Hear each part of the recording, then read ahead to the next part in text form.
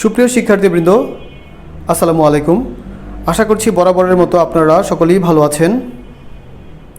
সিসিইআর model college এর online ক্লাসে আপনাদের সকলকে সুস্বাগত জানিয়ে শুরু করছি আমাদের আজকের পৌরনীতি ও সুশাসন এর অনলাইন ক্লাসটি।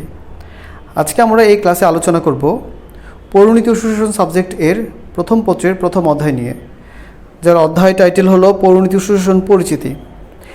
এর আগের ক্লাসে আমরা পৌরনীতি ও সুশাসন পরিচিতি নিয়ে আলোচনা করেছিলাম। আজকে আমরা এই অধ্যায়ের বাকি অংশটুকু মানে অন্যান্য আরও কিছু টপিক নিয়ে আলোচনা করব। আসুন তাহলে দেখে নেই এই অধ্যায়ের আজকের আলোচনার টপিকগুলো। আজকের টপিকগুলো হলো পৌরনীতি ও সুশাসনের পরিধি বা বিষয়বস্তু, পৌরনীতি ও সুশাসন পাঠের প্রয়োজনীয়তা, পৌরনীতি ও সুশাসনের সাথে রাষ্ট্রবিজ্ঞানের সম্পর্ক। প্রিয় শিক্ষার্থীবৃন্দ, এই টপিকগুলো আলোচনার মাধ্যমেই পৌরনীতি ও সুশাসন পরিচিতি এই অধ্যায়ের আলোচনা শেষ করব। এই টপিকগুলো ছাড়াও এই অধ্যায়ে আরও বেশ কিছু টপিক রয়েছে। আশা রাখছি সেইগুলো আপনারা নিজ দায়িত্বে বাসায় এই করোনাকালীন অবসর সময়গুলোতে দেখে নেবেন। আসুন তাহলে আমাদের আজকের মূল আলোচনা শুরু করি। আমাদের আজকের আলোচনার প্রথম টপিকটি হলো পৌরনীতি ও সুশাসনের পরিধি বা বিষয়বস্তু। চলুন শুরু করা যাক। পৌরনীতি ও সুশাসনের পরিধি বা বিষয়বস্তু। পৌরনীতি ও সুশাসনের পরিধি ব্যাপক ও বিস্তৃত। বিভিন্ন সামাজিক বা রাষ্ট্রীয় প্রতিষ্ঠানের সদস্য হিসেবে মানুষ যেসব কাজ করে তার সব কিছুই এর অন্তর্ভুক্ত। পৌরনীতি ও সুশাসন নাগরিকতা বিষয়ক বিজ্ঞান। এটি প্রধানত রাষ্ট্রের সদস্য হিসাবে মানুষের কার্যাবলী পর্যালোচনা করে, আর মানুষের সামাজিক ও রাজনৈতিক কার্যাবলী বিশ্লেষণ করাই পৌরনীতি ও সুশাসনের মূল পরিধি বা বিষয়বস্তু। পৌরনীতি ও সুশাসনের পরিধি বা বিষয়বস্তু কেবল সামাজিক ও রাজনৈতিক ক্ষেত্রেই সীমাবদ্ধ নয়, আরও বহুবিধ বিষয় এই শাস্ত্রে আলোচিত হয়। অর্থাৎ নাগরিকের জীবন ও কার্যাবলী যতদূর বিস্তৃত এবং যা কিছু নাগরিক জীবনকে স্পর্শ করে, পৌরনীতি ও সুশাসনের পরিধি ততদূর প্রসারিত।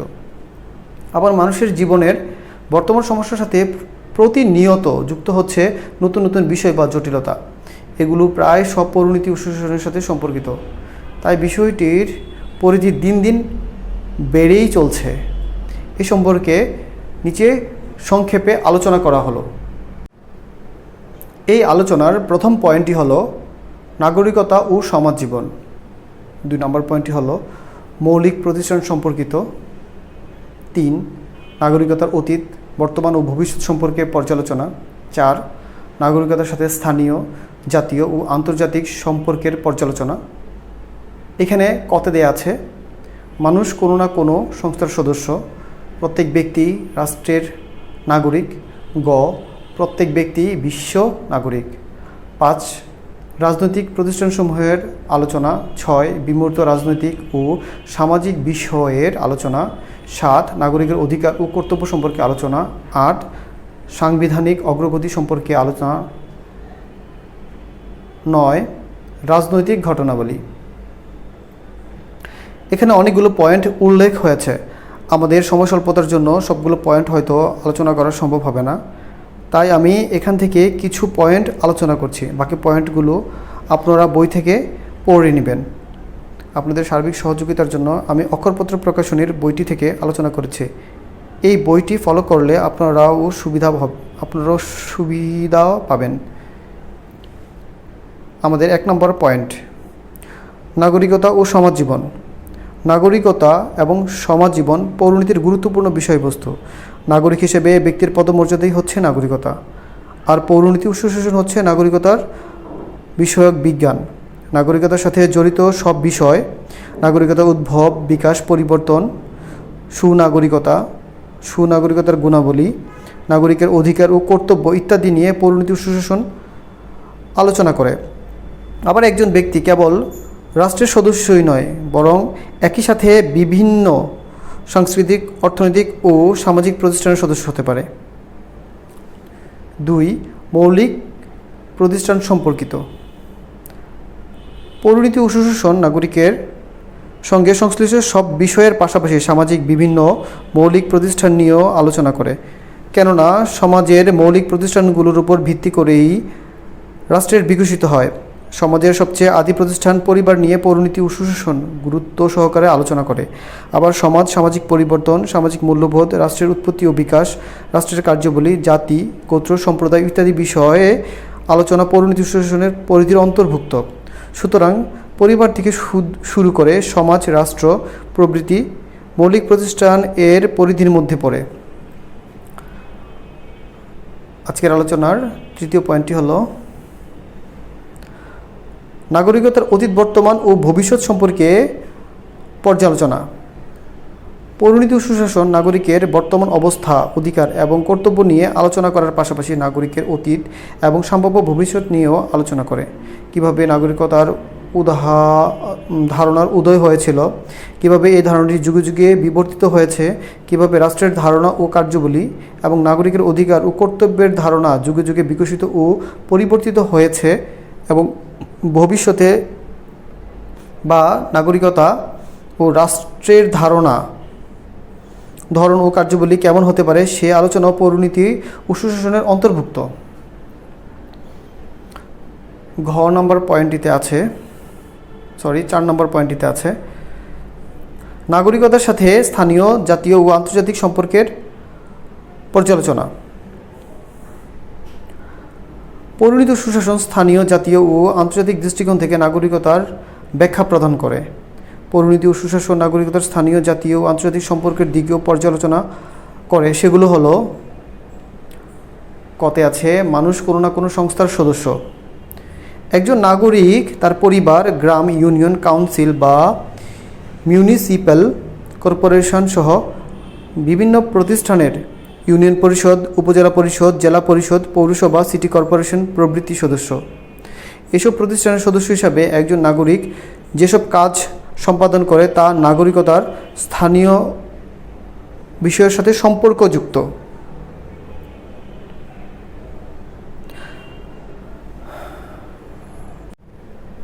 বাকি পয়েন্টগুলো আপনারা দেখে নেবেন। অর্থাৎ সর্বোপরি আমরা বলতে পারি নাগরিক জীবনের যেসব দিক কোনো না কোনোভাবে সমাজ, রাষ্ট্র, রাজনীতি ও আন্তর্জাতিক বিশ্বের সাথে সম্পর্কযুক্ত সেগুলোই পরিণতি সুশাসনের পরিধি বা বিষয়বস্তু। আশা করি আপনারা বুঝতে পেরেছেন। আজকের আলোচনার দ্বিতীয় টপিকটি হলো পরিণতি ও সুশাসন পাঠের প্রয়োজনীয়তা।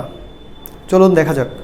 পরিণতি ও সুশাসন অধ্যয়ন এবং অনুশীলনের গুরুত্ব অপরিসীম। যা কিছু নাগরিক জীবনকে স্পর্শ করে এবং নাগরিকতা বিষয়ে সঠিক দিক নির্দেশনা দেয়, তার প্রায় সব কিছু নিয়েই পরিণতি ও সুশাসনের আলোচনা করা হয়। আর তাই নাগরিকের অধিকার, কর্তব্য ও দায়িত্ব সম্পর্কে জানতে এবং সমাজ, রাষ্ট্র ও অন্যান্য মানবীয় প্রতিষ্ঠানের মধ্যে সমন্বয় সাধন করতে পরিণতি ও সুশাসন পাঠের গুরুত্ব অপরিসীম। এই বিষয়টি অধ্যয়নের গুরুত্ব নিচে সংক্ষেপে তুলে ধরা হলো। এখানে বেশ কিছু পয়েন্ট আছে, সেগুলো আমি বলছি। 1. সুনাগরিক হওয়ার শিক্ষাদান। 2. নাগরিক দৃষ্টিভঙ্গি উদার করে। 3. গুরুত্বপূর্ণ প্রতিষ্ঠান সম্পর্কে জ্ঞান অর্জন। 4. সুশাসন সম্পর্কে ধারণা লাভ। 5. সুস্থ সমাজ গঠনে সহায়ক। 6. নাগরিকের অধিকার ও কর্তব্য সম্পর্কে শিক্ষাদান। 7. কল্যাণমূলক রাষ্ট্র গঠনের সহায়ক। 8. রাষ্ট্র ও সরকারের নানা দিক সম্পর্কে জ্ঞান লাভ। 9. রাজনৈতিক উন্নয়নের প্রক্রিয়া সম্পর্কে জ্ঞান লাভ। 10. সুযোগ্য নেতৃত্ব গঠনে উদ্বুদ্ধকরণ। 11. জাতি গঠনের সহায়ক ভূমিকা পালন করে। সময় স্বল্পতার কারণে সবগুলো পয়েন্ট হয়তো আমাদের আলোচনা করা সম্ভব হবে না, তাই আমি এখান থেকেও কিছু পয়েন্ট আলোচনা করছি। সুনাগরিক হওয়ার শিক্ষাদান। বর্তমান বিশ্বের সর্বত্রই গণতন্ত্র সবচেয়ে পছন্দনীয় সরকার ব্যবস্থা। আর গণতান্ত্রিক শাসন ব্যবস্থার সাফল্য অনেকাংশে নির্ভর করে নাগরিকের কর্মকাণ্ডের উপর। কেননা গণতান্ত্রিক ব্যবস্থায় রাষ্ট্র ও নাগরিকের পারস্পরিক সম্পর্ক অধিকার ও কর্তব্য দ্বারা নির্ধারিত। এই অধিকার ও কর্তব্য পালনে নাগরিককে হতে হবে সুনাগরিক। সুনাগরিকতা অর্জনের 3টি অপরিহার্য গুণ হচ্ছে আত্মসংযম, বুদ্ধি ও বিবেকবোধ। পৌরনীতি ও সুশাসন পাঠ নাগরিককে এই 3টি গুণ লাভ করতে সহায়তা করে। একজন নাগরিকের মধ্যে এই গুণাবলীর পরিপূর্ণ সমন্বয় ঘটলেই কেবল সে দেশ ও জাতি সম্পর্কে সচেতনতা অর্জনে সক্ষম হবে। দ্বিতীয় পয়েন্টটি হলো নাগরিক দৃষ্টিভঙ্গি উদার করে। পৌরনীতি ও সুশাসন পাঠ নাগরিকের নাগরিকতার দায়িত্বশীল, কর্তব্যনিষ্ঠ, স্বচ্ছ ও উদার মানসিকতা সম্পন্ন হয়। তাদের মধ্যকার গোঁড়ামি, সাম্প্রদায়িকতা, অন্ধবিশ্বাস, সংকীর্ণতা, কুসংস্কার প্রভৃতি দূর হয়। অর্থাৎ পৌরনীতি ও সুশাসন পাঠে নাগরিকের দৃষ্টিভঙ্গি উদার হয়। এছাড়া দায়িত্ববোধ ও কর্তব্যপরায়ণতা অর্জনের মাধ্যমে নাগরিকরা উপযুক্ত মানব সম্পদে পরিণত হয়। 3 নম্বর পয়েন্টটি হলো গুরুত্বপূর্ণ প্রতিষ্ঠান সম্পর্কে জ্ঞান অর্জন। রাষ্ট্রীয় সংগঠনের মৌলিক প্রতিষ্ঠানসমূহ পরিবার, সমাজ, সরকার, সংবিধান, রাজনৈতিক দল ইত্যাদি পৌরনীতি ও সুশাসনের প্রধান আলোচ্য বিষয়। কাজেই এই বিষয়টি পাঠের মাধ্যমে নাগরিকরা তাদের সামাজিক ও রাজনৈতিক সংগঠন ও প্রতিষ্ঠানগুলোর গঠন, কাঠামো, কার্যাবলী ও উদ্দেশ্য সম্পর্কে জানতে ও বুঝতে পারে। এবার আলোচনা করছি 5 নম্বর পয়েন্টটি, সুষ্ঠু সমাজ গঠনের সহায়ক। মানুষ সামাজিক জীব। সামাজিক রীতিনীতি মেনে শৃঙ্খলাবদ্ধভাবে জীবন পরিচালনা করা মানুষের কর্তব্য।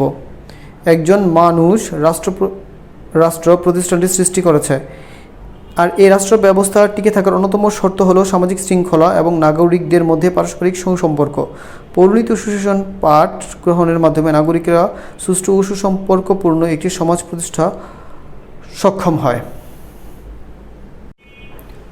শিক্ষার্থীবৃন্দ, এই প্রশ্নের অথবা এই টপিকটির বাকি পয়েন্টগুলো আপনারা বই থেকে দেখে নেবেন। যাই হোক, উপরোক্ত আলোচনার প্রেক্ষিতে আমরা খুব সহজেই বলতে পারি, সুনাগরিকতার শিক্ষা অর্জনের মাধ্যমে সফল ব্যক্তিগত, সামাজিক ও রাষ্ট্রীয় জীবন গড়ে তুলতে হলে পৌরনীতি ও সুশাসনের জ্ঞান লাভের বিকল্প নেই। আবার আইন, স্বাধীনতা, সাম্য, নৈতিকতা, সমাজ, পরিবার, গোষ্ঠী, সম্প্রদায় ইত্যাদি বিষয় সম্পর্কে জ্ঞান অর্জনে পৌরনীতি ও সুশাসন পাঠ অত্যন্ত আবশ্যক। আশা করছি পৌরনীতি ও সুশাসন পাঠের যে একটা প্রয়োজনীয়তা আছে সেটা আপনারা এই আলোচনার মাধ্যমে বুঝতে পেরেছেন। আমাদের আজকের আলোচনার তৃতীয় টপিকটি হলো পৌরনীতি ও সুশাসনের সাথে রাষ্ট্রবিজ্ঞানের সম্পর্ক। পৌরনীতি ও সুশাসনের সাথে জ্ঞানের বিভিন্ন শাখার সম্পর্ক রয়েছে। এই শাখাগুলো হলো রাষ্ট্রবিজ্ঞান, ইতিহাস, সমাজবিজ্ঞান, অর্থনীতি ও নীতিশাস্ত্র ইত্যাদি। পৌরনীতি ও সুশাসনের সাথে উক্ত বিষয়ের সম্পর্ক খুবই ঘনিষ্ঠ।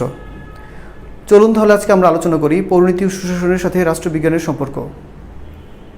পৌরনীতি ও সুশাসনের সাথে রাষ্ট্রবিজ্ঞানের সম্পর্ক নিবিড়। একই চিন্তাভাবনার ধারাবাহিকতায় পৌরনীতি ও সুশাসন এবং রাষ্ট্রবিজ্ঞান জন্মলাভ করেছে। যে শাস্ত্র রাষ্ট্রের নাগরিকদের আচার আচরণ ও কার্যকলাপ পর্যালোচনা করে তাকে পৌরনীতি ও সুশাসন বলে, আর যে শাস্ত্র রাষ্ট্রের সাথে সম্পর্কিত বিষয়াদি নিয়ে আলোচনা করে তাকে রাষ্ট্রবিজ্ঞান বলে। উভয় বিষয়ের পারস্পরিক সম্পর্ক নিচের মতো করে ব্যাখ্যা করা যায়। ক, শাব্দিক অর্থে পৌরনীতি ও সুশাসন এবং রাষ্ট্রবিজ্ঞান একই অর্থে নির্দেশ করে। ইংরেজি সিভিক শব্দটি ল্যাটিন সিভিস এবং সিভিটাস শব্দ হতে উদ্ভূত। অন্যদিকে ইংরেজি পলিটিক্স শব্দটির উৎপত্তিগত অর্থ পলিটিস অথবা পলিশ শব্দ হতে, যার অর্থ যথাক্রমে নাগরিক ও নগর রাষ্ট্র। সুতরাং দেখা যায় শব্দের ব্যুৎপত্তিগত অর্থে পৌরনীতি ও সুশাসন এবং রাষ্ট্রবিজ্ঞান এক ও অভিন্ন। খ, পৌরনীতি ও সুশাসন এবং রাষ্ট্রবিজ্ঞান উভয়ই রাষ্ট্রের মানুষের কার্যাবলী নিয়ে পর্যালোচনা করে। পৌরনীতি ও সুশাসন নাগরিকতা বিষয়ক সামাজিক বিজ্ঞান, আর রাষ্ট্রবিজ্ঞান রাষ্ট্র বিষয়ক বিজ্ঞান। নাগরিক ও রাষ্ট্র অবিচ্ছেদ্য ও পরস্পর নির্ভরশীল। নাগরিক ছাড়া যেমন রাষ্ট্র গঠন সম্ভব নয়, তেমনি রাষ্ট্র ব্যতীত নাগরিকের অস্তিত্ব থাকতে পারে না। সুতরাং বলা যায় পৌরনীতি ও সুশাসনের সাথে রাষ্ট্রবিজ্ঞানের সম্পর্ক দেহ ও প্রাণের মতো। গ্রিক দার্শনিক অ্যারিস্টটলের মতে রাষ্ট্র হলো একটি সামগ্রিক সত্তা, আর নাগরিক হলো সেই সত্তার অংশবিশেষ। সুতরাং নিশ্চিতভাবে বলা যায় পৌরনীতি ও সুশাসন এবং রাষ্ট্রবিজ্ঞানের ঘনিষ্ঠতম ও খুব নিবিড়। গ, পৌরনীতি ও সুশাসন কেবল নাগরিকতা নিয়েই আলোচনা করে না, বরং রাষ্ট্রবিজ্ঞানের মতো একটি রাষ্ট্র এবং এর বিভিন্ন উপাদান, জনসমষ্টি, নির্দিষ্ট ভূখণ্ড, সরকার, সার্বভৌমত্ব সম্পর্কেও আলোচনা করে। কেননা উভয়ই বিষয়ই নাগরিকতা, নাগরিক অধিকার ও কর্তব্য, রাষ্ট্র, সরকার, সংবিধান, আইন, স্বাধীনতা, সাম্য, জাতি, জাতীয়তাবাদ, আন্তর্জাতিক সম্পর্ক ইত্যাদি বিষয় নিয়ে আলোচনা করে। পৌরনীতি ও সুশাসন এবং রাষ্ট্রবিজ্ঞানের মধ্যকার ব্যাপক সাদৃশ্যের জন্যই অনেকেই পৌরনীতি ও সুশাসনকে রাষ্ট্রবিজ্ঞানের অংশ বলে আখ্যায়িত করেন। কিন্তু এত সাদৃশ্য থাকার পরেও পৌরনীতি ও সুশাসন এবং রাষ্ট্রবিজ্ঞানের মধ্যে বেশ কিছু পার্থক্য বিদ্যমান, নিচে তা আলোচনা করা হলো। পৌরনীতি ও সুশাসন নাগরিক দৃষ্টিভঙ্গি থেকে নাগরিক জীবনের পর্যালোচনা এবং এর সমস্যার বিচার বিশ্লেষণ করে সমাধানের উপায় বের করে। অন্যদিকে রাষ্ট্রবিজ্ঞান রাজনৈতিক দৃষ্টিকোণ থেকে রাজনৈতিক সমস্যাগুলোর সমাধান খোঁজে। পৌরনীতি ও সুশাসনের আলোচনা মূলত নাগরিকের অধিকার ও কর্তব্যের মধ্যে সীমাবদ্ধ, কিন্তু রাষ্ট্রবিজ্ঞানের আলোচনা মূলত রাজনৈতিক সংগঠনগুলোকে কেন্দ্র করে আবর্তিত হয়। 3. রাষ্ট্রবিজ্ঞান এবং পৌরনীতি ও সুশাসনের বিষয়বস্তু তুলনামূলক বিচারের রাষ্ট্রবিজ্ঞানের বিষয়বস্তু বিস্তৃত বলে ধরা হয়। সুতরাং উপরোক্ত আলোচনার প্রেক্ষিতে বলা যায়, পৌরনীতি সুশাসন এবং রাষ্ট্রবিজ্ঞানের মধ্যকার সম্পর্ক সামাজিক বিজ্ঞানের অন্যান্য শাখার চেয়ে ঘনিষ্ঠ। বিষয়বস্তু, পরিধি, দৃষ্টিভঙ্গি দিক থেকে কিছুটা পার্থক্য থাকলেও জ্ঞানের এ শাখা দুটি পরস্পরের সহায়ক ও পরিপূরক। পৌরনীতি ও সুশাসনের সাথে রাষ্ট্রবিজ্ঞানের সম্পর্ক, এই আলোচনাটুকু আশা করছি আপনারা খুব সহজেই বুঝতে পেরেছেন। উক্ত সম্পর্কের মতো ইতিহাস, সমাজবিজ্ঞান, অর্থনীতি ও নীতিশাস্ত্রের সাথে পৌরনীতি ও সুশাসনের সম্পর্ক রয়েছে, তা আপনাদের বইয়ে আছে। আশা করছি বাকি টপিকগুলো বই থেকে দেখে নেবেন। এই আশা ব্যক্ত করে আজকের আলোচনা এখানেই শেষ করছি। আল্লাহ হাফেজ।